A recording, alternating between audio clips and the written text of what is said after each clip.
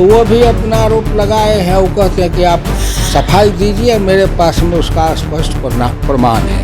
राजनीतिक दल के अपने काम पूरे हुए नहीं हुए, इससे उनको क्या मतलब। तेजस्वी यादव क्या कहते हैं, वो तेजस्वी यादव जाने। वो भी अपने क्या क्या घोषणा करते हैं, हमारी सरकार बनेगी तो ये करेंगे, ऐसे करेंगे। ये 10,000 से तो एक ठेला भी नहीं लग सकता है फुटपाथ। प्रशांत किशोर भी, उनकी जन स्वराज पार्टी भी एक प्रतिद्वंदी है ना। अब वो जाने प्रशांत किशोर जी या जाने जिन पर आरोप लगा है। सभी दलों को अगर ले लो तो कोई भी एक आदमी नेता बिहार में ऐसा नहीं है जिसको संपूर्ण समाज का विश्वास हो। वेद का मंत्र पढ़ा जाएगा तो क्या करेगा, गायत्री मंत्र का जाप करते रहे और नशा में है तो उसको क्या असर पड़ेगा। लेकिन हम उसके पक्ष में इसीलिए हैं कि वो हमारे जात का है। ये खराब चीज़ है। नमस्कार, लाइव सिटीज देख रहे हैं आप। मैं हूँ आपके साथ धीरज सिंह। मुख्य चुनाव आयुक्त 2 दिवसीय पटना दौरे पर अब कहा जा रहा है कि 1 हफ्ते के भीतर बिहार में कभी भी चुनाव की तारीखों का घोषणा हो सकता है। हमारे साथ है पूर्व केंद्रीय मंत्री हुकुमदेव नारायण यादव जी। सर, बिहार में अब से 1 हफ्ते के भीतर कभी भी चुनाव की तारीखों का ऐलान हो सकता है। सभी पार्टियां अपने अपने तरीके से चुनावी तैयारी में जुटी हुई है। एनडीए सरकार बिहार में है, नीतीश कुमार के नेतृत्व में। तमाम जो दावे कर रहे हैं, वादे कर रहे हैं। अब तेजस्वी यादव कह रहे हैं कि चूंकि हार के बौखलाहट के कारण इस तरह की घोषणाएं लगातार हो रही है। आज भी प्रधानमंत्री ने 1,000 जो बेरोजगार युवा हैं 2 महीने तक देने का जो शुरुआत किया। कैसे देखते हैं जो योजना लगातार दी जा रही है बिहार सरकार की ओर से? वो चुनाव तो निर्धारित प्रक्रिया है जी। और चुनाव आयोग को समय की सीमा के अंदर अपना काम पूरा करना है। जी। तो वो तो अपना करने में लगेंगे ही। उनको राजनीतिक दल के अपने काम पूरे हुए नहीं हुए, इससे उनको क्या मतलब है। जी। उनको है कि संविधान के द्वारा जो निर्धारित समय सीमा है और उनका जो अधिकार और कर्तव्य है उसके समय पर निर्वहन करने के लिए वो अपनी तैयारी करते हैं और कराने में सफल भी रहते हैं। और चुनाव 52 और उस पहले जो होता था उसके बनिस्बत, बैलेट पेपर के बनिस्बत चुनाव में ज़्यादा निष्पक्षता भी है, पारदर्शिता भी है। और लोकतंत्र में जो लोग निर्धन, निर्बल, मजदूर, गरीब हैं तबके के लोग, उन सब लोग निर्भीकता पूर्वक मतदान केंद्र पर जाके अपना वोट भी डाल रहे हैं। जी। यह लोकतंत्र के स्वास्थ्य के लिए बहुत बड़ी पूंजी है। जी। समय के अंदर ही चुनाव आयोग तैयारी कर रहा है चुनाव कराने की, लेकिन उससे पहले नीतीश सरकार की ओर से जो महिला रोजगार योजना के तहत 10-10 हज़ार रुपया दिए गए। अब इसको लेकर तेजस्वी यादव कह रहे हैं कि चूंकि हार के बौखलाहट के कारण इस तरह की तैयारी की जा रही है। अब तेजस्वी यादव क्या कहते हैं, वो तेजस्वी यादव जाने। वो भी अपने क्या क्या घोषणा करते हैं, हमारी सरकार बनेगी तो ये करेंगे, ऐसे करेंगे। जी। वो भी 2,500 हज़ार रुपये देने की बात कर रहे हैं। वही तो कर रहे हैं ना, सब कर रहे हैं। तो उसमें नहीं पड़ना चाहिए। सरकार है, दे रही है। और महिलाओं को जो 10-10 हज़ार रुपया सरकार की तरफ से दिए गए हैं जी। तो उसमें कुछ लोगों को ये बुरा लग रहा है। जी। और महिला में भी कुछ पढ़ी लिखी महिलाएं जो हैं पॉलिटिकल पार्टी से जुड़ी हुई, उनके सोशल मीडिया पर सुन रहे थे कि 10,000 से तो एक ठेला भी नहीं लग सकता है फुटपाथ पर। जी। तो इसी से मानसिकता लगती है ना कि फुटपाथ पर जितने ठेला लगा करके सब्जी बेचने वाले, पानपुरी बेचने वाले, फल बेचने वाले, जो हजारों लाखों लोग देश में लगे हुए हैं ठेला पर बेचने के काम में, वो सभी आदमी निकम्मे हैं। वो सभी आदमी बेकार हैं। ठेला पर काम करके करोड़ों लाखों लोग बिहार में अपनी जीविका चला रहे हैं। और वो करें कि 10,000 में तो एक ठेला भी नहीं लगेगा। तो उनको ठेला का पता ही नहीं है कि लग सकता है कि नहीं लग सकता है। ठेला तो किराया पर लेके लोग मार्केट से सब्जी लेके, फल लेके हर समय अपने घूम घूम के बेचते हैं। और तो बहुत कुछ बेच लेते हैं लोग। चलिए, वो सब बात अपनी जगह है। लेकिन 10,000 रुपया दिए हैं तो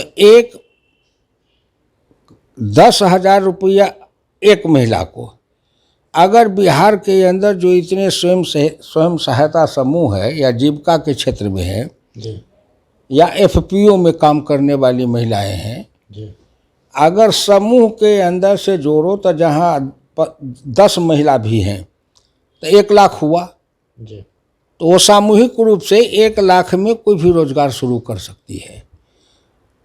तो आज बिहार के अंदर जो जीविका है, या बिहार के अंदर जो स्वयं सहायता समूह है, या बिहार के अंदर FPO है, और बिहार के अंदर जो अपने आप में जो काम करने वाले लोग हैं, जो क्षेत्र में कर रहे हैं, कृषि विज्ञान केंद्रों के साथ जुड़े हुए हैं, उनके बारे में लोगों को अनुमान नहीं है। जी असली बात है कि ये 10,000 रुपया मिलने से जो गांव के अंदर गरीब, निर्धन, निर्बल, पिछड़े समाज के लोग हैं, जी और वो कुछ करना भी चाहते तो पूंजी के अभाव में नहीं कर सकते थे, तो अब वो एक मोहल्ले से एक सब महिलाएं मिल के और एक साथ मिल के वो कुछ न कुछ अपने रोजगार कर सकते हैं, जिससे उनके अपने कुछ आमदनी हो, और उस आमदनी से उनके जीवन का विकास होगा, जीवन स्तर भी सुधरेगा। लेकिन जो पैसा का वितरण की जो टाइमिंग है उसको लेकर विपक्ष लगातार सवाल उठा रहा है कि चुनाव से ठीक पहले चुनाव में लाभ लेने के लिए किया जा रहा है।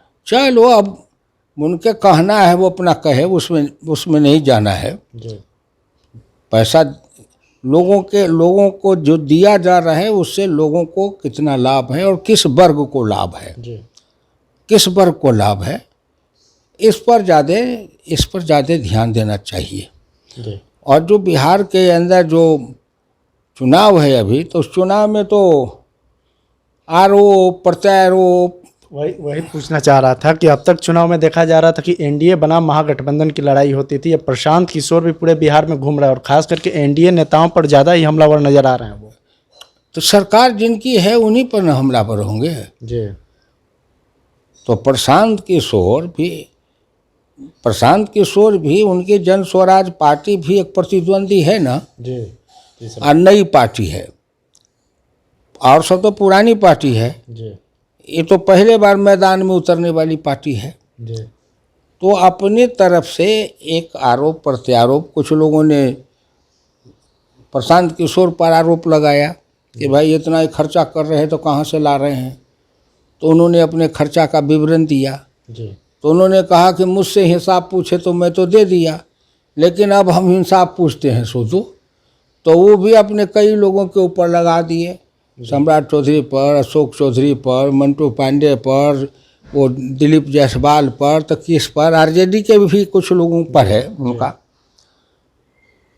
तो वो भी अपना आरोप लगाए हैं। वो कहते हैं कि आप सफाई दीजिए, मेरे पास में उसका स्पष्ट प्रमाण है, जी अभिलेख है, कागजात है।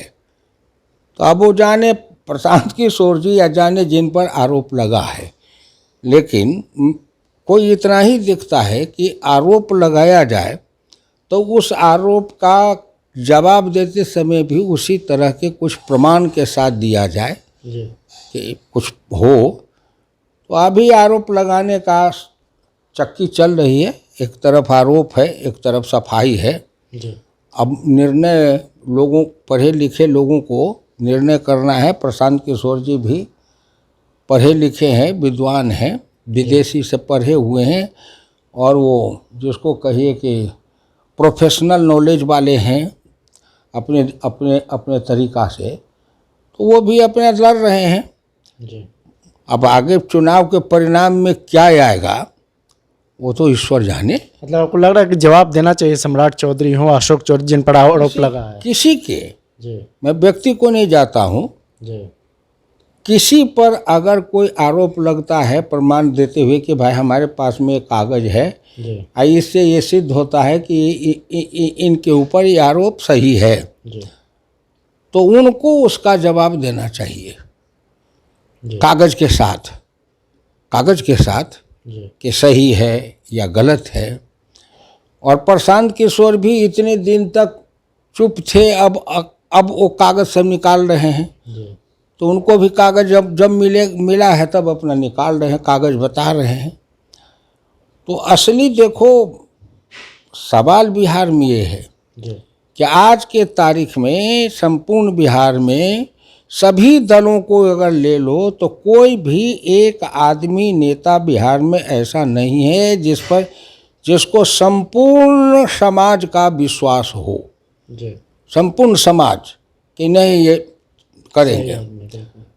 अब नीतीश कुमार पर तो है, और लोगों के बनिस्पत। लेकिन जो ये मीडिया वाले जो निकालते हैं क्या सर्वे करना, तो सर्वे के हिसाब से नीतीश को कहते हैं 15-16% है, तेजस्वी 30-32% है, तो फलना इतना है। तो कम से कम बिहार के जितने सब पार्टी के 5-5, 7-7 जो टॉप लीडर हैं, वो हर आदमी का अगर सर्वेक्षण करके निकाले कि भाई मुख्यमंत्री पद के लिए इनमें से कितने लोगों को इनका इन समर्थन है, जिससे पता लगे कि बिहार में किस नेता की क्या हैसियत है, ताकत है। एक सवाल है सर कि आप नीतीश कुमार की छवि को बता रहे हैं कि और लोगों से बेहतर है वहाँ पे, लेकिन जो अब तक देखा गया कि नीतीश कुमार के मंत्रियों पर जब जब आरोप लगे तो वो अपने मंत्रियों से इस्तीफा लेते हुए नजर आ रहे हैं। अब विपक्ष लगातार कह रहा है कि अशोक चौधरी पर भ्रष्टाचार के आरोप है, उनको भी इस्तीफा देना चाहिए इन सब चीज़ों से। वो करेंगे, ये सब बात है, आया है, वो भी जवाब दे रहे हैं, वो कर रहे हैं, रंग बिरंग की सोशल मीडिया में सब बोलने वाले बोल रहे हैं। जी, आखिर में एक सवाल है कि चुनाव होना, क्या लगता है जो प्रशांत किशोर आरोप लगा रहे हैं सम्राट चौधरी पर, अशोक चौधरी पर, ये चुनाव में असर डालेगा खास करके एनडीए को लेकर? अब कितना डालेगा नहीं डालेगा राम जाने। मैंने पहले कहा ना कि कोई आदमी को अगर नशा चढ़ा हुआ है जी, तो उसके नज़दीक वेद का मंत्र पढ़ा जाएगा तो क्या करेगा? गायत्री मंत्र का जाप करते रहे और नशा में है तो उस पर क्या असर पड़ेगा? तो सबसे पहले बिहार में सबसे जो कमी है कि जाति का नशा जो चढ़ाया गया। अब उस जाति के नशा के कारण किसी जाति के नेता हैं और उनके खिलाफ अगर कोई बोलता है तो उसके जात के बहुत लोग हमरा जात के है, ये है कारण ओकरा पर झूठ के डंटा मारैया। तो सभी जाति के लोग अपने जाति के, जैसे समझो बताता हूँ, सभी जाति के लोग अपने जाति के चोर को, बेईमान को, गुंडा को, अपराधी को, अनपढ़ को, गंवार को ये अब नेता में चमकाने लगेंगे तो समझे बिहार में क्या निकलेगा? निकलेगा क्या? और अगर कोई ब्राह्मण है किसी यादव नेता पर आरोप लगाया तो 5 गो यादव कहेगा अब ब्राह्मण है ना, वो यादव से जलन है, इसको यादव को देखना नहीं चाहता है। ये जो प्रवृत्ति है जिसको कहते हैं प्रवृत्ति, अंध जातवाद की प्रवृत्ति, अंध समर्थन की प्रवृत्ति, ये सबसे बड़ा नुकसानदेह है कि अपने जाति के बदमाश हो, चोर हो, गुंडा हो, अपराधी हो, अनैतिक काम करने वाला भी हो, लेकिन हम उसके पक्ष में इसीलिए हैं कि वो हमारे जात का है। ये खराब चीज़ है, ये खराब चीज़ है। तो आपको लगता है कि जिन लोगों पे आपराधिक मामले हैं उनको पार्टी स्तर पर नैतिकता के आधार पर कार्रवाई किया जाना चाहिए? अब तो पार्टी सब जाने जी, अब पार्टी सब जाने, अब पार्टी वाले करेंगे अपने ढंग से, ऐसे तो नहीं है यार ऊपर त्यार से जाएंगे, लेकिन करेंगे। और दूसरे जिन लोगों पर आरोप लगाए जा रहे हैं उन लोगों को स्वयं सोचना चाहिए जी, स्वयं सोचना चाहिए, अपने आप सोचना चाहिए, आत्मचिंतन करना चाहिए, आत्मविश्लेषण करना चाहिए, आत्ममंथन करना चाहिए जी। ये नहीं कि जिसको कहते हैं कि बतकट्टन करना चाहिए। तो ये राजनीति की जो गिरावट आई है उससे राष्ट्र निकल रहा है नरेंद्र मोदी के नेतृत्व में जाएगा। चलिए, तो बहुत बहुत धन्यवाद।